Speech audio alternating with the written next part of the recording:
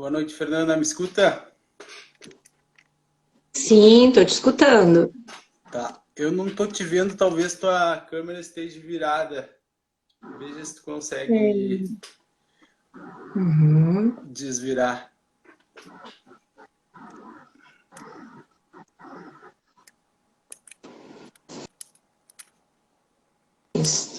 Ok.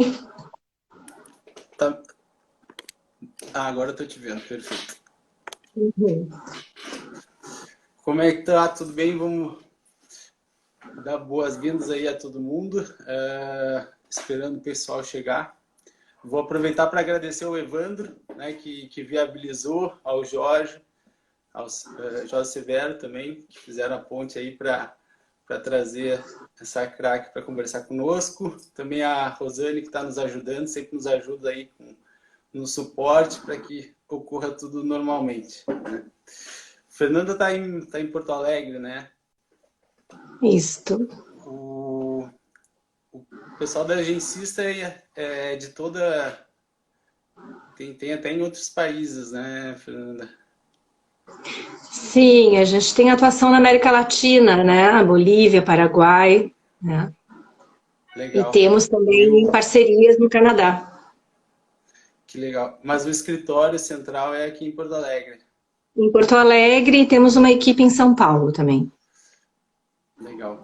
Bom, vamos lá. Então, a gente está no momento aí de entrar na temporada de reprodução. Então, o objetivo hoje é falar sobre a importância do melhoramento genético, né, que tem um papel fundamental na evolução da pecuária, desde que a gente teve aí esses saltos vindos de 94, né? Estamos num ritmo aí tanto produtivo como melhoramento da qualidade da carne. E o trabalho da genética, a gente muitas vezes não dá tanta, né, não fica lá por trás, que é um trabalho muito matemático, de muito cálculo, muito estudo, né, mas que tem um reflexo tanto na questão aí da produtividade, qualidade da carne e agora atendendo várias demandas aí de consumidores. Então, muito bem-vinda, Fernanda. Obrigado pela disponibilidade em conversar conosco e trazer informações relevantes. Ok. A Boa noite Fernanda a todos. a Fernanda que é sócia fundadora do Gensis, né, agrônoma, formada pela URG, mestre e doutora também pela mesma universidade, com passagens na Universidade do Canadá, Guelph, é isso? É assim que se fala? Exatamente. Universidade de Legal. Guelph. Esses dois trabalhos aí focados no melhoramento genético de bovinos de corte. Então, ninguém melhor do que a Fernanda aí que acompanhou o avanço do melhoramento genético tanto no Brasil como aqui no Rio Grande do Sul, nesse momento que a gente se encontra aí, começando a estação de reprodução, né, e sempre trazendo atualizações e novidades nesse mercado de melhoramento genético. Fernando, eu acho que a gente pode começar falando um pouquinho sobre a história do Gensis, que se confunde um pouco com a história do melhoramento genético aqui no Brasil, né? Como é que ele surgiu, como é que começou, por que existe o Gensis? Ok, então, o Gensis, ele surgiu dentro da URGS, dentro do Departamento de Zootecnia da Faculdade de Agronomia. Nós éramos um grupo de estudantes de mestrado, né, orientados pelo professor pesquisador Luiz Alberto Fries, e ao final do curso, já no finalzinho da defesa de tese, a gente, digamos assim, teve a ideia de, ao invés de cada um ir tentar o mercado, né, sozinho, nós decidimos, então, nos unirmos e criarmos uma empresa dedicada à avaliação genética, que naquela época, como é que eu posso dizer assim, era a tecnologia de informática estava incipiente, né? Era a época do início dos computadores pessoais, e toda a bagagem que se aprendeu com o professor Fries, né, era de que a gente deveria ser capaz de processar uma grande quantidade de dados num computador pessoal, né? E isso foi se construindo através da programação, do software que a gente utilizou na época, para ser capaz de rodar uma quantidade grande de dados. Então, já estávamos entrando, né, de uma certa forma, numa vanguarda, né, em termos de utilização dos recursos computacionais recém-incipientes, né? Então, esse é o início do GenSys. Tem a fase anterior do GenSys, que diz respeito aos trabalhos do Fries, né? Que foi o criador, né, do primeiro programa de melhoramento no Brasil, que foi o Promebo, utilizando, né, cálculos relativamente simples, né, por ausência de máquinas computacionais, né, mais eficientes, e depois também, quando ele fez o doutorado dele na década de 80, ele trouxe a metodologia de modelos mistos. Parece tudo muito estranho, muito complicado, mas assim, o que resulta de tudo isso é uma história de utilização de uma tecnologia de informática, de modelos estatísticos, e, obviamente, que há importantíssima participação dos criadores que coletam os dados, né? Porque nada disso faria sentido, né? Nenhuma alta tecnologia faria sentido se o dado não fosse coletado corretamente pelos criadores que fazem uso desses programas, né? Que é a base, então, das análises. Então, se resume a isso, apesar dos cálculos em si não precisarem ser entendidos pelo público, o nosso esforço também dentro da nossa empresa é de levar esse resultado que se calcula, que os produtores de genética oferecem ao mercado, levar ao criador que quer comprar genética através de compra de sêmen ou compra de touros em remates, ou compra direta, né, de touros, o criador tem interesse em levar essa informação e a gente tem interesse em explicar, né, como utilizar, o que significa na prática, né? Perfeito. Bom, acredito que desde 91, que foi quando surgiu, tenha passado aí, evoluído muito a avaliação genética, né? O que para a gente que é leigo no assunto, o que é a avaliação genética? Do que se trata tudo que envolve a avaliação genética, né? Qual é o uso final dessas avaliações? Certo. O objetivo de uma avaliação genética é separar o que é devido à genética e o que é devido ao ambiente, né? Porque um animal, ele expressa um fenótipo e mais de 70% daquele fenótipo é ambiente. Cerca de 20% a 30%, podendo ser um pouquinho mais, é devido à carga genética, que é a famosa herdabilidade, né? Então, todas as características ou quase todas as características de interesse econômico, né, produtivas, ganho de peso, musculosidade, resistência a carrapato, precocidade de terminação, etc., né, são características que a gente chama de poligênicas, né, elas são regidas por vários genes, né, então, digamos assim, a gente precisa separar, então, o que o animal vai passar para as próximas gerações e o que ele adquiriu do ambiente. O que ele adquiriu do ambiente não interessa para o comprador de genética, nem para o produtor de genética. Claro que interessa para o sistema como um todo, obviamente, né? Mas na hora da gente comprar um animal ou o criador, produtor de genética, selecionar os animais que ele vai utilizar também no rebanho dele, né? Os melhores animais, esse criador ele precisa saber o que aquele animal vai transmitir. Então, os modelos, né, matemáticos, estatísticos, eles são desenhados de forma que aquele dado que é coletado no campo venha para uma base centralizada e que inclui toda a matriz de parentesco histórica daquele banco de dados, né?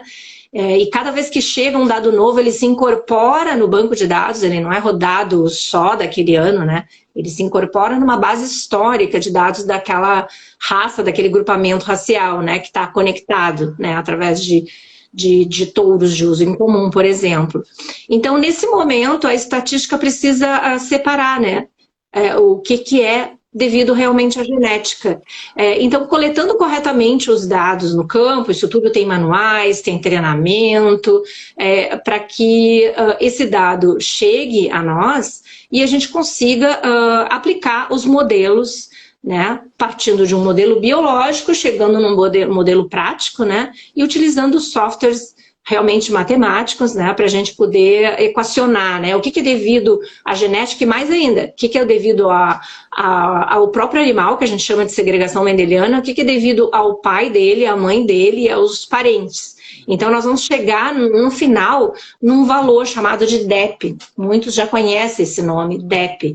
Diferença esperada na progênie. É metade do valor genético de um animal. Metade por quê? Porque ele vai aportar metade do seu valor genético para o seu produto, a outra metade vem do outro progenitor. Esse valor genético, então, esse número, né, ele retrata a genética do animal. Só que ele não pode ser interpretado sozinho, né? Ele é dado com uma base, né? E por isso que se chama diferença, né?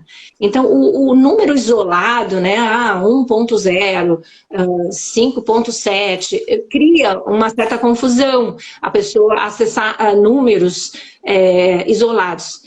Então, o que ajuda muito na interpretação, né? Tem duas coisas que ajudam, né? Uma delas é o ranqueamento dos animais na forma de decas e percentis, né? Que são classes de ordenação dos animais, né? Ou de 1 a 10, que são as decas, ou de 1 a 100, né? Que são os percentis. Então, um animal, por exemplo, ele é top 1%, significa que ele está entre 1% melhores animais daquela base de dados. É claro que o produtor que está acessando essa informação, ele tem que saber, mas que base de dados é essa? É a base de Erifer e Braford de determinado grupo, é a base de Nelore de determinado grupo, enfim, ele pode ter acesso a essas informações, né? Então, esse resultado, esse ranqueamento facilita, né? Ao invés dele utilizar diretamente o valor. Uma outra coisa que facilita a interpretação é a formação de índices, né? A formação de índices faz com que a gente reúna várias características num valor único. E isso também favorece não só um entendimento e facilidade de escolha, mas sim a formação de um biotipo desejado de acordo com o sistema de produção do criador. Então, eu vou colocar num índice, por exemplo, eu vou colocar um tanto de precocidade de acabamento, um tanto de ganho de peso, um tanto de musculosidade, né? Eu vou formar aquele índice e aquele vai ser meu critério de seleção, né? E essas ponderações, elas vão variar conforme o sistema do criador. E isso ele vai, assim, geração após geração, tendo um critério de seleção bastante objetivo. Perfeito. Sobre a DEP, que é a diferença esperada na progênie, né? E me faz remeter assim, se eu escolher um melhor touro do meu rebanho e a melhor vaca, por que ele não necessariamente vai ser o meu melhor animal que eu vou produzir? A gente considera que aquele lá é o melhor animal. Por que isso acontece? Bom, sim, eu não sei se eu entendi bem o teu questionamento, né? O que significa ser o melhor, né? Então, acho que é esse o ponto, né? A gente pode estar vendo animais, digamos que com 2 anos de idade, né?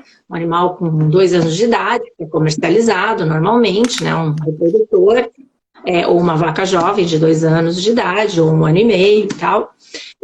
E a gente está vendo aquele animal que já passou por 2 anos da vida dele, né? Então ele já teve todo um manejo naquela fazenda que ele foi criado, né? Favorável a ele, né? Normalmente os produtores de genética, obviamente que eles lidam com um bom manejo, boa sanidade, né? Boa alimentação, um pasto adequado. E então aquilo que a gente está vendo e que a gente acha que é o melhor, do ponto de vista genético, ele pode não ser o melhor, né? Ele pode ter tido umas condições muito favoráveis, ambientais, mas um outro animal, digamos que de um outro rebanho ou de um outro pasto dentro do mesmo rebanho, ele por alguma razão, ele não teve as mesmas condições, né? Ele teve uma condição inferior, vamos supor, né? Então, aquilo que a gente está enxergando ali lado a lado, né? E a gente escolhe só pelo fenótipo daquele momento, né? Com 2 anos de idade, a gente pode não estar escolhendo o melhor do ponto de vista genético.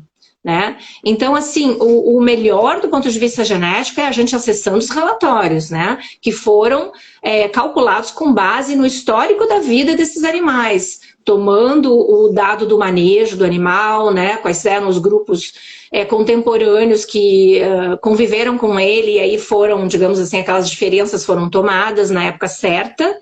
E depois disso tudo, indo para o modelo estatístico, a gente consegue comparar animais de diferentes rebanhos, de diferentes idades, aí tudo é comparável. Depois que passa pelo processo da modelagem, os valores são todos comparáveis. E no momento que a gente está olhando animais de diferentes origens, e pastos, e tratamentos, a gente não tem uma condição assim, muito objetiva de saber qual é o melhor.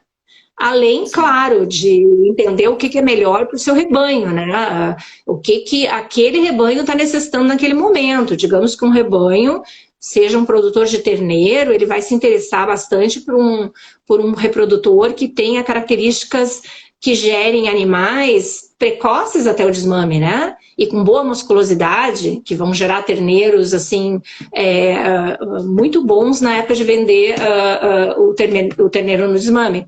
Ou um criador de ciclo completo que vai se interessar também pela precocidade de crescimento para poder abater o animal o mais cedo possível, para ter uma vaca com biotipo adequado, né, para o seu rebanho, né, que tem uma boa adequação na mantença. Então, o melhor não significa o maior ou o mais bonito, né? Significa objetivo de seleção e significa acessar os resultados genéticos. Perfeito.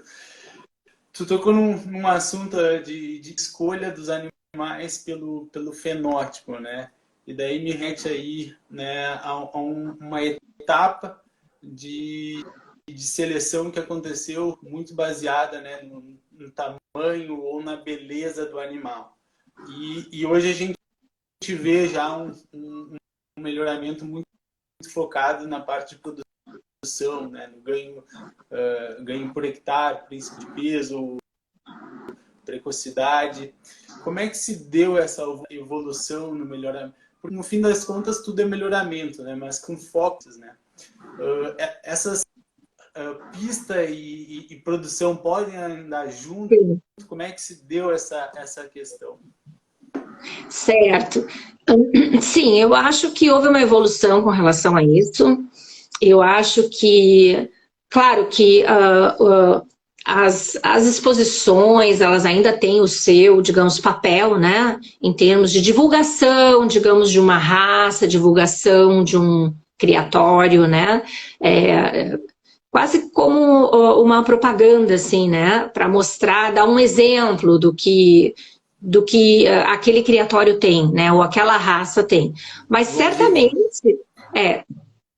Isso, certamente houve muita evolução em termos assim de não se ater a uma seleção baseada somente em exposições, o que era mais comum antigamente, né? Cada vez mais criadores migram para o sistema de colocar um rebanho inteiro em controle, né?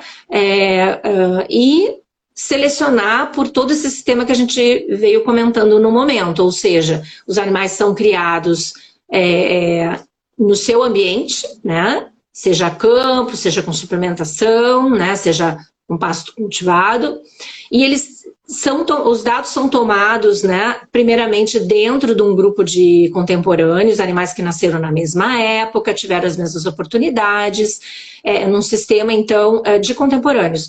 A partir do uso de touros em comum de diferentes grupos contemporâneos, aí que entra a estatística que é possível, depois do processo todo ser calculado, a gente poder comparar os diferentes grupos, né? Mas isso ampliou muito a base de avaliação, né? Porque por exemplo, não só a exposição, mas digamos assim, num sistema centralizado de avaliação, né, que antigamente se fazia, né, porque não tinha possibilidade estatística de comparar diferentes rebanhos, né, então tinha que levar os animais para uma central de teste, né, para uma central de teste. E aí os animais eram comparados, tinha um período de adaptação àquela alimentação e tudo mais, e os animais eram comparados naquela central. Só que isso é muito limitado, né?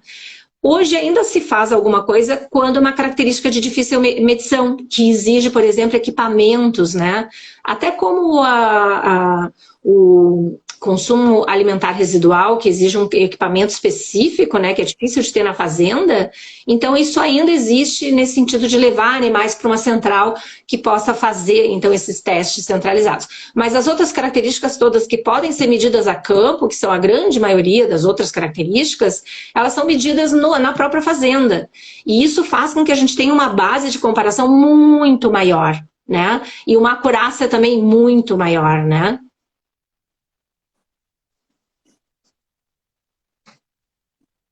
Claro. Claro. Perfeito. Tu tocou nessas comparações, né? Como é que são feitas? A gente vem vendo uma evolução, fala muito dos sumários de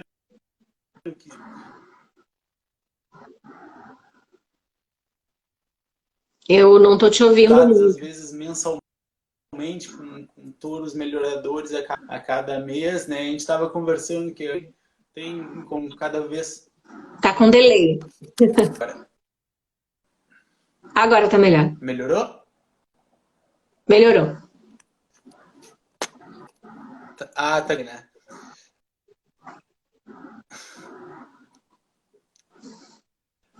Eu estava comentando sobre a evolução dos touros, né? A questão do gateiro, do sumário, que é cada vez mais atualizado, mais rápido, de corte também tem feito um trabalho de renovação. Como é que é feita essa comparação, fazer essa comparação com touros de outras gerações e como é que está a evolução touros melhoradores nos sumários atuais? Com relação a touros jovens, é isso, com essa, digamos assim, a aceleração do progresso genético, né? Isso. Uhum. Hoje a gente tem, digamos assim, dois mecanismos, né, que aceleram bastante, né, o progresso genético, que é a diminuição do intervalo entre gerações, ou seja, quanto antes a gente começa a usar um touro no rebanho, né, porque sempre as gerações seguintes, elas, na média, elas são melhores do que as anteriores, na média, pode um ou outro touro, não sei, mas a gente trabalha com médias, né, com população, né? Então, o quanto antes o animal é utilizado, diminui, então, o intervalo entre gerações e aumenta, por consequência, o progresso genético. Então, quando a gente fala em gado leiteiro, né, o que aconteceu com o gado leiteiro, como eles precisam de uma geração a mais, que é a produção de leite, com o advento da genômica, houve um salto muito importante, principalmente no gado de leite, que tem essa questão da geração a mais, né? A genômica, ela, digamos assim, começou a ser implantada no gado de leite. Eu estava até no Canadá quando foi publicada o primeiro rebanho com DEP genômica em gado de leite, isso em 2009, né, 2008, 2009. O gado de corte veio depois, né? Mas o que a genômica veio a contribuir, né? A genômica é o seguinte: os animais, eles são genotipados para um painel com muitos marcadores, na ordem de 100 mil marcadores, por exemplo, tá? Marcadores que são próximos a genes ou são o próprio gene do animal. Isso ao longo de todo o DNA. E o que se faz? Se genotipa uma grande quantidade de animais que têm fenótipos. Aí se faz uma correlação desses genótipos com os fenótipos. Se faz uma correlação de cada marcador com o fenótipo. Com isso, a gente tem uma população de treinamento, que a gente chama. Então, a gente consegue treinar esses marcadores. é quase como o mesmo princípio da inteligência artificial, né? Que se fala tanto em inteligência artificial. A inteligência artificial ela é abastecida por uma população de treinamento que treina, né? Por exemplo, um equipamento como a Alexa, né? A Alexa, ela é treinada, né? Ela é treinada com dados. Claro. Todas as possíveis respostas para uma determinada pergunta. Vamos dizer assim, né, que essa comparação que eu estou fazendo é que a gente precisa treinar essa população de genótipos, né, com o fenótipo. Então, a gente precisa ter uma correlação. Com isso, a gente vai ter um valor para cada marcador. E aí, um animal jovem que nasce, ele já, mesmo antes de tomar o fenótipo dele, ele, através de cada marcador que ele foi genotipado, já que tem uma análise prévia dessa população de treinamento, ele já tem um valor genético estimado, mesmo sem o fenótipo. Isso encurtou muito o intervalo entre gerações para os testes de progênie em gado de leite. Em gado de corte também ocorre a mesma coisa. A gente pula de uma acurácia de um animal jovem que tem em torno de 40% de acurácia, a gente pode pular para 70%, 75%. Conforme a equação de predição, né? O tamanho dessa população de predição. Precisa ter uma população bem importante. Isso faz com que o progresso genético seja acelerado, com certeza. Tanto em gado de leite como em gado de corte. Perfeito. E a partir de que idade essa análise dos genes? E já vou como o ambiente que muda, né, que interfere na genética, pode interferir e ele pode interferir na DEP, por exemplo? Tá. Bom, aí eu vou partir em duas a resposta, né? Eu vou começar para a questão do ambiente, que tu falaste, que tanto vale para a DEP tradicional como para a DEP genômica, né? O ambiente, o que vai acontecer? Primeiro, a gente recebe os dados que vêm de diferentes ambientes, né? Daquela determinado grupamento racial, né? Daquela base de dados, e a gente vai conseguir separar o que é ambiental do que é genético. Aí a gente fornece o valor genético. Aí o criador vai selecionar os seus melhores touros e vai usar no rebanho. E ele vai dar um novo manejo para o animal. Então, o manejo que ele vai dar para aquele animal que tem um potencial genético vai fazer expressar os genes. Então, assim, o manejo faz, o ambiente, né? O ambiente faz com que aquele potencial genético seja expresso. E, então, é por isso que a gente diz, né? Que o ideal é que se selecione touros em ambientes semelhantes ao que a gente vai usar. Então, não adianta a gente, digamos assim, pode dar errado a gente comprar uma genética com dados muito diferentes, né? Por exemplo, de confinamento na neve, né? Com ambiente totalmente diferente, a gente comprar com aquele valor genético estimado naquele banco de dados e usar aqui, digamos que nos trópicos, a pasto, os genes que foram selecionados lá, que apareceram na avaliação genética, né, para aquela característica, são genes ligados àquele tipo de ambiente, é o que a gente chama de interação genótipo-ambiente. Então, é o desafio que o animal teve ao longo da vida dele, né, tanto no passado, né, quando tinha seleção natural e quando tem seleção artificial também, ele está sendo desafiado num determinado ambiente. Ele vai expressar os genes naquele ambiente. Então, ele vai expressar um grupo determinado de genes. Em outro ambiente, ele pode expressar alguns grupos de genes comuns e outros diferentes. Por isso que nós temos sistemas tropicais, sistemas temperados, e por isso que também temos diferentes raças, né? Também mais adaptadas ao trópico, mais adaptadas a climas temperados. Perfeito. E sobre a idade da avaliação genética, né? Por exemplo, eu tenho um terneiro, ele está desmamando, já posso fazer uma avaliação genética dele, dos genes dele, e calcular DEPs dele?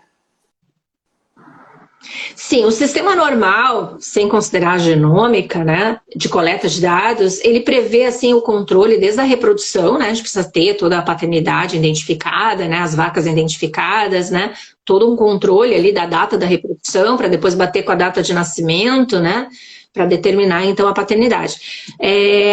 Passa então depois pelo nascimento. No nascimento é tomado o peso ao nascer e características como auxílio ao parto também, que é importante para sistemas curtos de seleção. Esses dados já são coletados no nascimento. Depois, a próxima avaliação de performance do animal é no desmame. Aí é uma série de características que são tomadas: ganho de peso, scores visuais de precocidade de acabamento dentro do grupo contemporâneo, scores de musculosidade, scores de tamanho, de conformação de carcaça. A próxima avaliação é no sobreano, ano ou sobreano, né? Se o sistema é mais precoce, os animais são avaliados por volta de 1 ano. Né? Sistemas de sistema 2 anos, por exemplo, os animais são avaliados com 1 ano e 2 meses, 1 ano e 6 meses, mais ou menos assim, no máximo 1 ano e 6 meses. É a última avaliação do animal. Então ele tem 2 momentos, né? Fora o nascimento, ele tem 2 momentos de coleta de dados de performance. Com isso, ele tem a possibilidade, então, de ter uma DEP, né? Que a gente chama assim de DEP de animal jovem, né? Que tem toda a sua genealogia envolvida e mais a segregação mendeliana, que é a performance dele. E se esse animal é genotipado, no sobreano, por exemplo, ele tem mais uma quantidade de informação que é o valor dos marcadores. Então, é aquilo que eu falei, né? Ele teria, numa DEP tradicional, uma acurácia de 0,40, 0,45.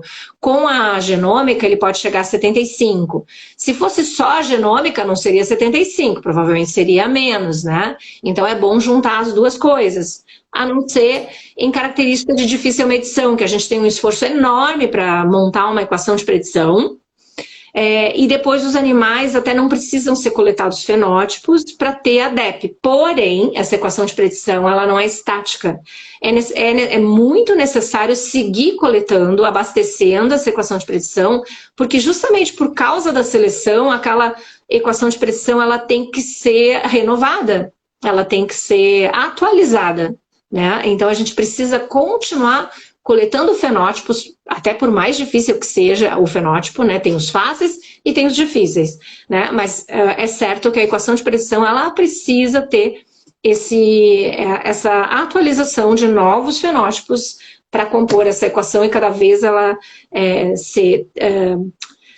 fornecer maior acurácia e também não estar distante da matriz genética daquele rebanho. Legal. E tu tinha comentado sobre a seleção, né? Sobre os coletores que estão em ambientes diferentes, né? E aqui no Rio Grande do Sul a gente tem região lagunar, do litoral, tem da fronteira oeste. Essas diferenças chegam a impactar também aqui para o Rio Grande do Sul? Sim, é uma boa pergunta, mas na verdade assim, tem os 2 aspectos também, né?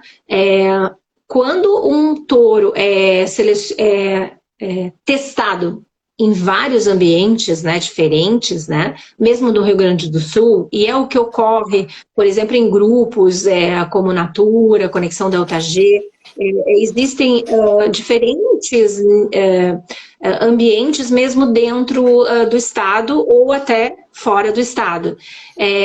Eles não são extremamente diferentes, né? Tem alguma diferença, né? Mas como o touro ele é testado em todas as fazendas, ou quase todas, se faz um rodízio, né, de distribuição de sêmen para várias fazendas, aquela DEP que é produzida por um sistema assim, em que os touros jovens são testados fora da sua fazenda, são testados por os outros criadores do grupo, faz com que aquela DEP tenha, como que a gente diz assim, uma capacidade de adaptação, né? É uma DEP mais estável do ponto de vista de interação genótipo-ambiente, né? Isso em plantas é muito comum, testar, por exemplo, se desejar um genótipo de uma planta não muito específica para um ambiente, que, por exemplo, milho ou trigo, que aquele genótipo, a Embrapa faz muito esse processo de seleção em plantas, por exemplo, né? E é mais fácil ainda em plantas de fazer isso, né? A gente ter, digamos, genótipos que resistem tanto à seca, como a excesso hídrico, como a falta de algum nutriente no solo, como excesso de nutriente. Existe até uma intenção de se ter, né, um genótipo com capacidade ampla de adaptação. Então, tem esse aspecto também, o fato de ser testado em mais de um tipo de ambiente, né? É claro que se ele é testado somente num tipo de ambiente e vai ser usado no ambiente oposto, aí que a gente pode ter problemas, né? Mas quando ele é testado em vários ambientes, a gente acaba tendo uma DEP muito favorável, né? Um resultado muito favorável, que é uma capacidade ampla de adaptação. Claro. Tanto ele pode ser levado para um ambiente do Rio Grande do Sul mais litorâneo, como ele pode ser levado para a campanha, como ele tem, digamos assim, essa capacidade ampla de adaptação. Indo para a ordem prática, assim, se eu tenho uma fazenda na serra, o que eu... né, qual é esse critério, qual é esse indicador que pode me dizer assim, eu posso comprar o touro que se adapta a diferentes... ou algo aqui eu não posso comprar? A gente não tem assim especificamente um valor para cada ambiente. Até poderia ter. Existem vários trabalhos, né? Já desenvolvemos trabalhos nessa linha. Só que isso geraria também um problema que a gente teria que recortar a base de dados em diferentes ambientes e a gente teria uma curva para cada ambiente específico e a gente poderia ter problemas de amostragem. Né? Então, daqui a pouco a gente teria muito menos amostras na serra do que na campanha, por exemplo, né? E a falta de amostras, né, também nos dá uma instabilidade de resultado, né? Nos dá uma acurácia menor, né? Então, o produtor, ele não vai encontrar, assim, exatamente uma receita lá para a serra, né? Mas se ele é um sistema de ciclo completo, e ele usa pasto, né? E faz uma pastagem de inverno também. É muito parecido com sistemas em todo o Rio Grande do Sul, né? Só muda um pouco o tipo de pasto que vai estar consumindo. Mas, de fato, é um animal produzido a pasto, né? Com alguma suplementação ou nenhuma, né? Então a diferença ela não vai ser tão grande, né? Assim, e realmente ele não vai encontrar especificamente, né? Isso que eu falei, né? É para serra ou para o litoral. Mas assim, essas raças britânicas e sintéticas de britânicos, né? Que são criados aqui no Rio Grande do Sul, como o Hereford, Braford, Angus e Brangus, né?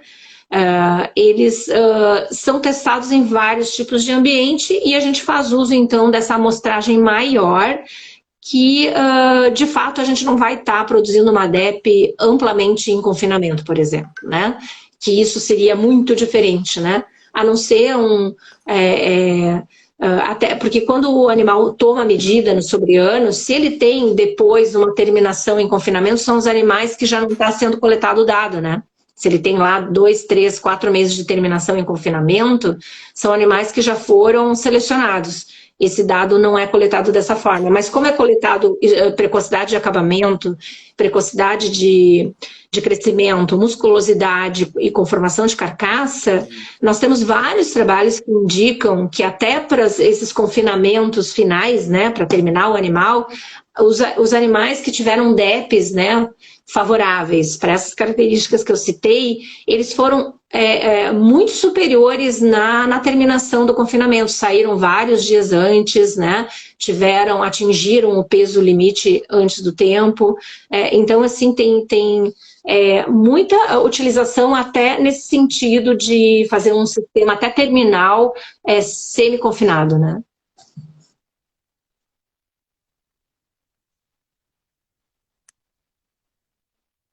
Agora tá mudo, não consegui ouvir.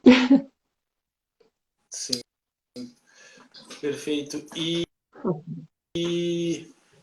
Essa DEP, ela pode variar? O touro, por exemplo...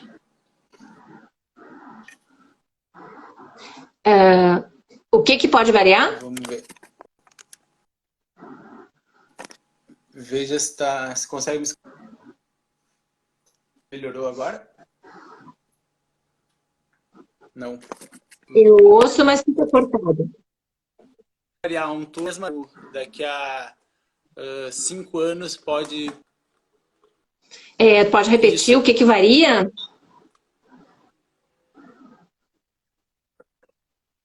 Não, se a DEP fizer uma avaliação hoje, se, se eu fizer essa mesma avaliação para a progenie dele daqui a 3 anos, essa DEP pode mudar ou a DEP vai ser a Ah, mesma sempre? sim.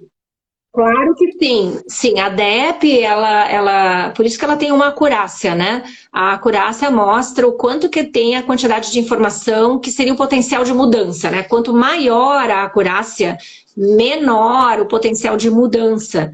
Então, sim, à medida que mais filhos são incorporados num teste de progênie, né? Por exemplo, um touro que está sendo coletado, vários filhos, à medida que aumenta o número de filhos, a DEP pode mudar sim. Quanto mais baixa a acurácia, mais potencial de mudança. Então, o que é a indicação, né? Esse potencial de mudança, ele não deve ser um limitador para o uso, de uma certa forma, mas sim para a quantidade de uso, né? É claro que nós não vamos adquirir um touro jovem com uma acurácia de média baixa e utilizar em todo o nosso rebanho, só adquirindo touros jovens, por exemplo, né? Touros que têm poucos filhos avaliados, ou nenhum filho avaliado. Então, é indicado que possa sim ser utilizado o touro jovem, mas mais de um touro jovem, né, para diluir, né, essa margem de mudança, né, e também utilizando touros de maior acurácia. Então, a gente tem que distribuir, não colocar todos os ovos na mesma cesta, né, essa é a regra, né. Então, tem sim, a acurácia tem a ver com potencial de mudança. Perfeito. E falando sobre é, a escolha de touros, né? A gente escuta muitas fazendas aí, principalmente os produtores, médios produtores, que selecionam o terneiro mais pesado para virar touro, né? Qual é o impacto dessa decisão? Tá certo? Quais riscos o produtor pode estar correndo? Isso já foi estudado assim também amplamente, né? Que a seleção assim constante, somente para ganho de peso, ela leva ao aumento do tamanho maduro, né? Ou seja, ela vai levar então ao aumento do tamanho das vacas que estão na propriedade, aumento da mantença, um custo maior, uma terminação mais tardia, né? Então, assim, a seleção contínua somente para ganho de peso, ela não é desejável, né? Por acarretar num biotipo tardio e muito grande, né? Então, o que se deve enxergar e acessar são outras características ligadas à precocidade de crescimento, precocidade de terminação, musculosidade, conformação de carcaça, todas essas, mas principalmente nesse caso aliar o ganho de peso com a precocidade. Então a gente não, claro que não deixa de lado o ganho de peso, né? O ganho de peso normalmente nos índices ele representa no mínimo 50% de peso nesses índices, né? De interferência nos índices, ele é super importante, né? Mas as outras características, como a precocidade, elas ajudam a equilibrar esse excesso de ganho de peso. Então, um animal que possa ter excesso de ganho de peso e na mangueira, na hora da avaliação, ele é um animal descarnado, grande, não precoce, ele vai receber uma nota baixa de precocidade e vai contrabalançar o índice dele. Ele não vai conseguir ter um índice muito alto. Ele pode até ser bem ranqueado, mas ele não vai ser o primeiro da lista, né? Porque tem outras características nivelando, equilibrando esse biotipo. Perfeito. E para uma fazenda que quer selecionar touros, quer fazer touros, qual é o tamanho mínimo do rebanho de matriz dele? Existe um tamanho mínimo? Se eu tiver 100 vacas, por exemplo, né, quantos touros eu posso tirar dessas vacas? O que vocês recomendam aí para os clientes de vocês, para o mercado, cria touro? Certo. O sistema, assim, de pressão de seleção que a gente adota, né, é claro que é em conjunto no grupo todo, né, mas digamos, podemos pensar em 100 vacas, né, tem 50 machos, né, a gente ranqueia, né, através do CEIP, né, que é o Certificado Especial de Identificação e Produção, homologado pelo MAPA, de 20% a 40%, né, podendo chegar até 40%, normalmente fica entre 20% e 30% dos melhores que recebem esse certificado. Então, desses 50 terneiros machos que nascem, vão pegar 30%, dá 15 touros, né? 15 touros superiores, né? Superiores. É claro que se ele participa de um grupo maior, e ele, digamos assim, utiliza uma genética muito boa, ele é muito primoroso na escolha do sêmen por avaliação genética, ele pode estar um pouco acima da média do grupo dele, né?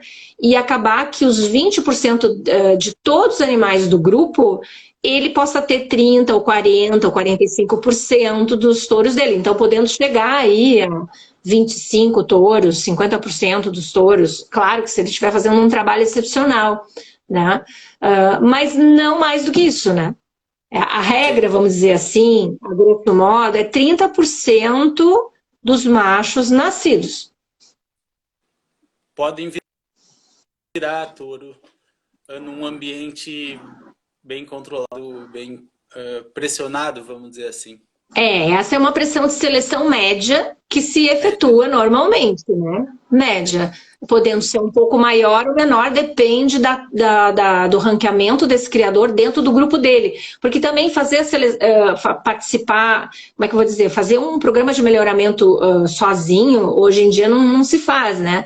Normalmente esse criador, ele vai procurar um programa maior, né, da raça que ele tem, né? Se é Angus, se é branco, se é Hereford, se é Braford, ele vai procurar um grupo, né? Hoje nós temos mais de um grupo, né, de avaliações genéticas de determinada raça, ele vai procurar um grupo que interessa a ele por identificação, por acreditar mais no trabalho, por ter um melhor retorno, por uma série de questões que ele vai escolher, e ele vai se adaptar a esse grupo, fazer todas as medidas e vai começar a usar mais genética superior. Ele até pode chegar a um patamar que ele, desses 50 touros, ele consiga um nível maior do que esses 20%, 30%. Pode até chegar a ter mais. Perfeito. Eu até acho que acabei deixando passar, né? A Gensis, ela é responsável pelo Delta G, que é do Hereford e do Delta G, assim como a Aliança. A Natura, que trabalha com brancos e angus, né? Um criador consegue entrar, participar desses Sim, é bem a época que a gente está publicando. No nosso site já está disponível o Sumário Aliança, que congrega vários grupos de Nelore, né? Tem o Sumário Natura, tá bem bonito o Sumário Natura, eu tenho aqui, ó, tá bem bonito. Isso vai estar na Expo Inter, nas centrais de inseminação, né? Não sei se vocês enxergam ao contrário, né? Ficou ao contrário. Mas assim, a cor ficou muito bonita, né? Tem a DEP genômica para consumo alimentar residual, bem importante, bem inovador. Temos também o Sumário Conexão, que esse vai ao ar só no dia 31, porque ele é lançado na Expo Inter, no stand da Conexão Delta G, a Conexão tem um stand. Ele vai ser lançado dia 31 na quarta-feira da Expo Inter, e vai ter até uma entrevista ali de tarde, né? À 1h30 da tarde, a partir da 1h30, vai ter um grupo de repórteres ali entrevistando os criadores e toda a equipe, e aí nós vamos colocar no ar também o sumário Conexão. Temos também parceria, né? A gente também desenvolve outros sumários de Nelore, que é do Delta Gen, que também faz parte do Aliança, o da Companhia de Melhoramento, né? Da CIA do Paint, o consolidado do Paint. Vocês entram no nosso site www.gensis.com.br, vocês vão ver ali a nossa carteira de clientes, né? E esses sumários que já estão disponíveis com exceção do Delta G, que é dia 31, que vai estar disponível. E ali tem diversas informações e tem tutorial para digamos assim, para passar o mouse em cima do cabeçalho, ver que característica é, podendo ordenar, podendo filtrar. Então, a gente convida todos a visitar o nosso site e também estamos abertos a dúvidas. Tem uma área ali que pode mandar um e-mail, né, fazer um contato, se tem uma dúvida, a gente tenta responder todo mundo. Perfeito. Fernanda, a gente está chegando ao fim da nossa conversa. Te agradeço bastante o tempo e a ação. Eu gosto sempre de acabar aí com uma dica. Então, eu queria pedir uma dica aí para tu dar para os produtores que buscam aí fazer melhoramento nos seus touros, nos seus rebanhos, que eles possam aí fazer uma atitude de hoje aí no sentido de andar para o caminho melhor.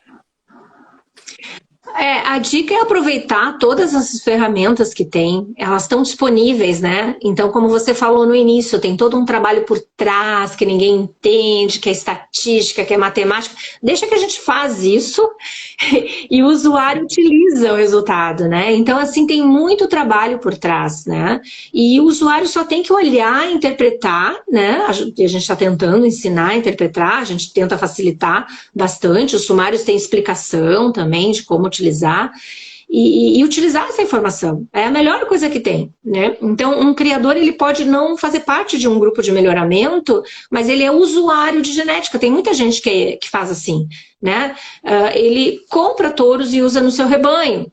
E compra sêmen e usa no seu rebanho. Então, as informações estão aí para serem acessadas, né, nas centrais, né, e no nosso site tem esses sumários que podem ser acessados facilmente e não deixe de usar essa informação, ela é muito promissora.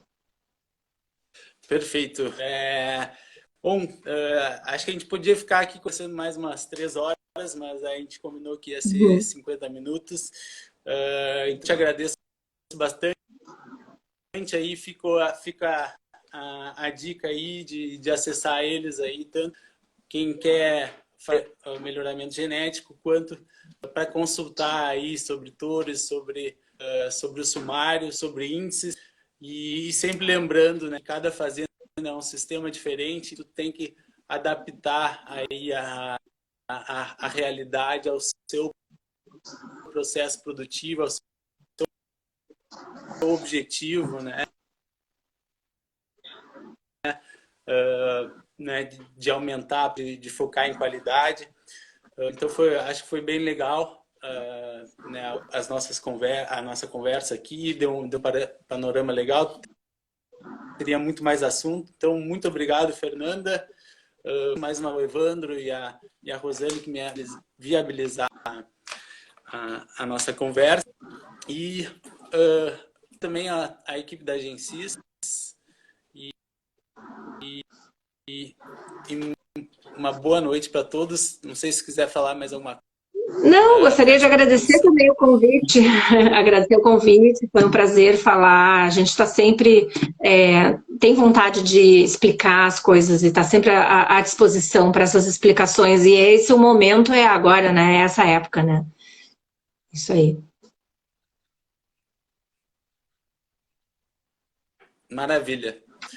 Obrigado, então, pessoal, quem quiser... Fica aí, então ficou o convite aí de conhecer mais o trabalho aí da agência.